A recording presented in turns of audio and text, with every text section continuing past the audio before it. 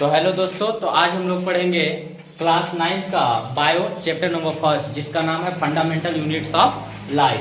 Fundamental units of life यानी कहने का मतलब सेल के बारे में बात करना है। किसके बारे में बात करना है? सेल के बारे में। तो सेल के बारे में हम लोग जानेंगे। तो सबसे पहले जानेंगे कि सेल होता क्या है। क्लियर? सेल होता क्या है? द स्मॉलेस्ट, यहाँ पे क्या बोल रहा है? The smallest unit that can live on its own and that makes up all living organisms and the tissues of the body। यहाँ पे बोल रहा है कि जो सेल होता है वो क्या है? हमारे लाइफ का यानी हमारे जीवन का, हमारे बॉडी का सबसे छोटी इकाई है, जिससे क्या मिलकर बनता है? जिससे टिश्यू बनता है। क्या बनता है? टिश्यू बनता है। टिश्यू मतलब होता है ऊतक। क्या बनता है? ऊतक का निर्माण होता है। किसका निर्माण होता है? ऊतक। और ऊतक मिलकर ऑर्गन्स बनाता है। ऑर्गन्स मतलब होता है अंग। क्या होता है? अंग होता है। और ऑर्गन्स का बनाने के बाद क्या होता है? ऑर्गन सिस्टम बनता है। क्या बनता है? Organ system. और ऑर्गन सिस्टम जब बन जाता है तो उसके बाद क्या बन जाता है? वो बॉडी कहलाता है। क्या कहलाता है? पूर्ण रूप से बॉडी कहलाता है। यानी पहले क्या बनेगा? सेल बनेगा। क्या बनेगा? सेल। और सेल जब एक जगह पर एकत्र हो जाएगा तो वो क्या कहलाएगा? क्या कहलाएगा? बता सकते हो? वो कहलाएगा टिश्यू। क्या कहलाएगा? टिश्यू। और टिश्यू जब एक जगह पर हो जाएंगे, कई टिश्यू जब मिलकर और एक जगह हो जाएंगे तो उसको हम क्या बोलेंगे? ऑर्गन्स बोलेंगे। क्या बोलेंगे? ऑर्गन्स। और ऑर्गन्स जब एक लंग मिल जाएंगे तो वो क्या बन जाएगा? Organ system. क्या बन जाएगा? Organ system. और ऑर्गन सिस्टम जब पूर्ण रूप से एकत्र हो जाएंगे तो उसको हम लोग बोलेंगे बॉडी। क्या बोलेंगे? बॉडी। अब पूरी दुनिया में जितने भी लिविंग थिंग्स हैं वो टोटल के टोटल सेल से मिलकर बने हैं। क्या से मिलकर बने हैं? उनकी जीवन की सबसे छोटी इकाई को हम लोग बोलते हैं सेल। ठीक ना? A cell has 3 main part. Cell के पास क्या होता है? अर्थात कोशिका के पास 3 मुख्य पार्ट होते हैं। क्या होते हैं? 3 मुख्य भाग होते हैं। कोशिका, सेल मीन क्या होता है? कोशिका होता है। यहाँ पे बोल रहा है ए सेल हैज 3 मेन पार्ट्स। क्या क्या? सेल के पास 3 मेन पार्ट्स होता है, जिसमें पहला का नाम है सेल मेम्ब्रेन, दूसरा का नाम है न्यूक्लियस एंड साइटोप्लाज्मा। क्या होता है? पहला cell membrane, nucleus and cytoplasm. Cell membrane, nucleus और साइटोप्लाज्मा। अब ध्यान दीजिएगा, डिस्कवरी ऑफ सेल यानी सेल का खोज कौन किया है और कैसे हुआ है। ठीक ना? यानी कहने का मतलब कि कोशिका का खोज कैसे हुआ है। कोशिका का खोज क्या हुआ है? ध्यान दीजिएगा, cell discovered by Robert Hooke. कौन किया है सेल का खोज? सेल का खोज कौन किया है? Robert Hooke. इन 1665 यानी 1665 ईस्वी में सेल का खोज हुआ है। किसका खोज हुआ है? सेल का खोज कितना में हुआ है? 1665। Observe a piece of bottle cork under. अर्थात कहने का मतलब जब रॉबर्ट हुक ने एक कार्क के टुकड़े को जब देखा, स्वयं से बनाया हुआ, किससे? कंपाउंड माइक्रोस्कोप से। किससे?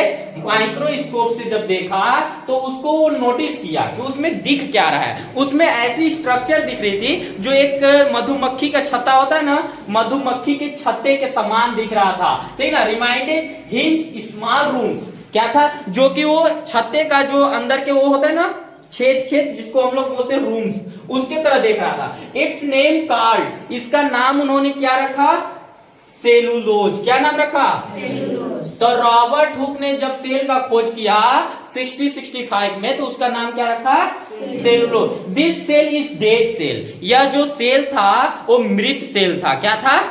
यानी मृत कोशिका था। मृत कोशिका का। तो अब कोई पूछेगा कि मृत कोशिका का खोजकर्ता कौन है? तो रॉबर्ट हुक। कौन है? Robert Hooke. और पूछेगा कि सबसे पहले कोशिका का खोज कौन किया है? तो रॉबर्ट हुक। स्वयं से बनाया गया माइक्रोस्कोप अर्थात सूक्ष्मदर्शी से जब उन्होंने एक बॉटल अर्थात कहने का मतलब कार्क के टुकड़े को देखा तो उसमें मधुमक्खी के छत्ते का आकार दिखा, जिसे हम क्या कहते हैं? उन्होंने वो बोला कि ये जो है वो सेलुलोज है। और सेलुलोज जो था उस समय का मृत सेल था। अर्थात कहने मतलब सेल जो हम बोल रहे हैं वो कोशिका है। क्या है? कोशिका।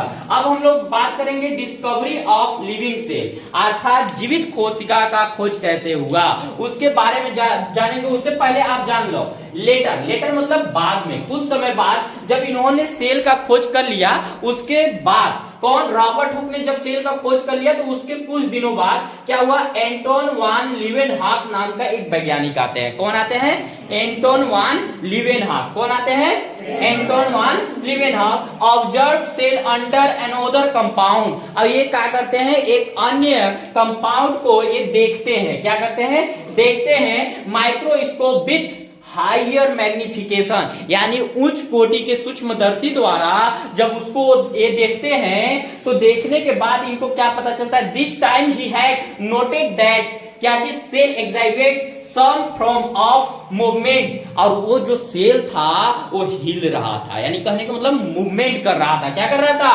मूवमेंट कर रहा था, गति कर रहा था। अस अ रिजल्ट, जो रिजल्ट निकल कर आया, बेयर ए लाइव सेल, और वो सेल जो था वो जीवित सेल था। क्या था?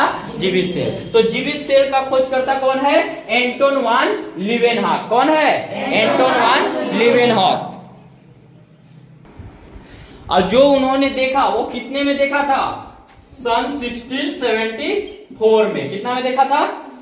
1674 में। अर्थात कहने का मतलब 1674 ईस्वी में एंटोन वान लीवेनहॉक ने जब तालाब के पानी को देखा तो उसमें क्या पाया कि वो जो पानी है उसमें कुछ न कुछ है जो कि क्या कर रहा है, मूवमेंट कर रहा है। तो वो एक सेल था। क्या था? सेल था, यानी कोशिका था। वो कोशिका जो था वो क्या था? जीवित कोशिका था। क्या था? जीवित कोशिका था। आगे बोल रहा है डिस्कवरी ऑफ सेल न्यूक्लियस। अब देखो सेल तो सब कोई खोज लिया था, अब उसकी न्यूक्लियस अर्थात केंद्रक का खोज करना था। केंद्रक, हर चीज का केंद्रक होता है, क्लियर ना? तो सेल में केंद्रक का खोज कौन किया है? तो ध्यान कीजिएगा, discovery of cell nucleus in 1883। कितना में? 1883, 1883 ईस्वी में। कितने में? 1883 ईस्वी में। तो यहाँ पे बोल रहा है रॉबर्ट ब्राउन। कौन कर रहा है?